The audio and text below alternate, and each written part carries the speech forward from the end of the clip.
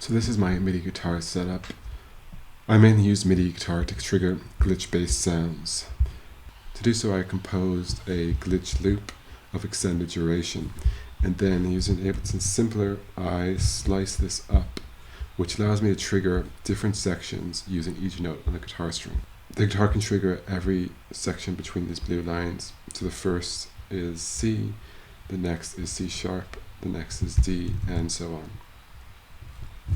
However, I also incorporated a variety of other instruments on this track, which I can switch between using SoftStep. So this includes an operator synthesizer whose parameters can be modulated using this touchpad gesture recorder controlled using SoftStep. I've also incorporated a piano, an ambient synth.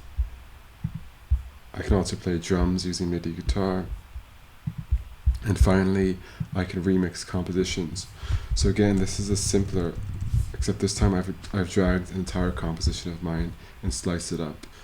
And therefore I can play back sections using each note on the guitar string. This produces quite an interesting outcome, as every note of the guitar string will contain bass, drums, synthesizer, vocals, or depending on whatever is actually in the original composition, it will contain those instruments.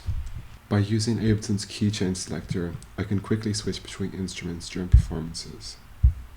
As mentioned before, MIDI guitar incorporates my Touchpad gesture recorder software, which is used to vary a synthesizer parameters, which is used to vary an operator's parameters. This can also be used to vary the send returns of this track, which adds processing to every instrument. And again, as this incorporates bounce feature and gesture recording, I can have continuous movement in the sonic outcome of this track. So finally, I can use MIDI guitar in combination with my MIDI guitar clip controller software. This allows me to control clips in Ableton's session view, and I can control up to 6 tracks and 12 clips on each track using this device. So each string on the guitar controls a different track, and this can be turned on and off here. So I can just have the E string on, for instance, meaning if I hit the other strings, it won't have an effect on any of the tracks.